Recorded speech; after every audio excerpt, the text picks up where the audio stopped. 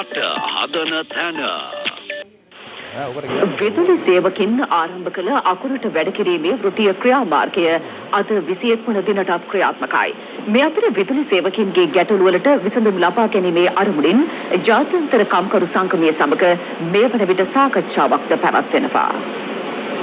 විදුලි බල මණ්ඩලය ප්‍රතිව්‍යුහගත කරන ක්‍රමවේදී ඇතුළු කරුණු 24ක් මුල් කර ගනිමින් විදුලි සේවකීන් ආරම්භ කළ වෘත්තීය සමිති ක්‍රියාමාර්ගය අද 21 වන දිනටත් ක්‍රියාත්මකයි. මෙය ක්‍රියාත්මක වන්නේ විදුලි බල සැපීම සම්බන්ධ සියලු සේවාවන් අත්‍යවශ්‍ය සේවාවන් බවට පත් කරමින් ජනාධිපති අනුර කුමාර දිසානායක මහතාගේ නියමෙන් අතිවිශේෂ ගැසට් නිවේදනයක්ද නිකුත් කර ඇති පසුබිමකයි. එම ගැසට් නිවේදනය ප්‍රකාරව විදුලි බල මණ්ඩලයේ සියලු සේවකීන්ගේ නිවාඩු වහාම ක්‍රියාත්මක වන පරිදි අවලංගු කිරීමටයි විදුලි බල මණ්ඩලය පියවරගෙන ඇත්තේ. එවන් පසුබිමක තම අකුරට වැඩ කිරීමේ වෘත්තීය ක්‍රියාමාර්ගය ඊයේ මධ්‍යම රාත්‍රියෙන් අවසන් කිරීමට නියමිතව තිබුණත් පසුව ඔවුන් තීරණය කර තිබුණේ අකුරට වැඩ කිරීමේ වෘත්තීය ක්‍රියාමාර්ගය අඛණ්ඩව සිදු කරගෙන යාමටයි. මේ අතර විදුලි සේවකීන්ගේ ගැටලු වලට විසඳුම් ලබා ගැනීම සඳහා වූ සාකච්ඡාවක් මේ වන විට ජාත්‍යන්තර කම්කරු සංවිධානය සමග පැවැත්වෙනවා. එම සාකච්ඡාවට පෙර විදුලි වෘත්තීය සමිති නියෝජිතයින් මෙලෙස අදහස් පළ කළා. පිටික සාකච්ඡා කරන්නේ. සාකච්ඡා මේ අපි මේ පඩි වැඩිවීමක් මස් රාත්‍ර මේ ශෛලොක්ලා වගේ ඉල්ලනවා නෙමෙයිනේ. සාමූහික ගිවිසුමට අදාළ කරුණු 24ක් අපි ඉදිරිපත් කරලා තියෙනවා. ඒවා ගැන කිසිම දෙයක් නැහැ. ඊයේ මම දැක්කා ප්‍රතිවගත කරන කමිටුවේ අධ්‍යක්ෂ ජනරාල්වරයා ඇතුළු කණ්ඩායමක් දාලා තිබ්බා.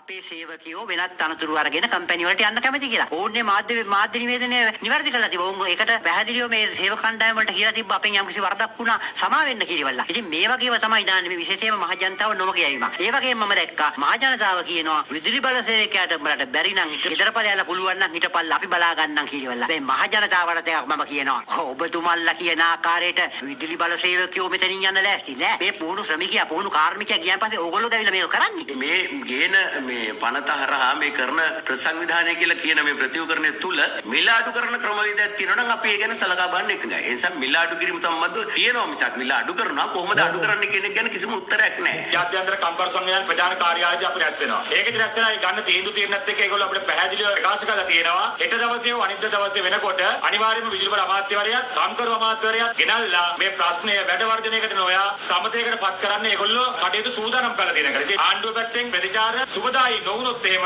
අපි අනිවාර්යයෙන්ම තීරණය කර පරිදි අපි අපේ උසුල් ක්‍රියාමාර්ග අපි ඊළඟ සතියේම දැඩි කරන්න බලාපොරොත්තු වෙනවා. මම ඉල්ලා සිටිනවා ඔබතුමාලා මේ හැමෝටම හොරු කියන මේ ස්ලෝගන් එක ගහගෙන යන්න එපා. තමන්ගේ ගැටලු තමන් ලෙහා ගන්නවා මිස මේ විදුලි සේවකයා සම්බන්ධ සමාජයේ වැරදි ප්‍රතිරූපයක් ඇති කරලා විදුලි සේවකයාට ගහන්න උත්සාහ කරනවා නම් ගෙදරට එන්න තර්ජනය කරනවා නම් අංගමේම ගහලා තියෙනවා ඔබගේ ළඟම විදුලි බල මණ්ඩලයේ සේවකයා අල්ලගන්න කියලා ගමේදී. අපි කියන්නේ මේක ඒ අරගල කරපු තාලෙට නම් කරන්න ලෑස්ති වෙන්න එපා. එහෙම මර්ධනය කරන්න ලෑස්ති නම් අපිත් ඒ මර්ධනයට සූදානම්. කම්කරු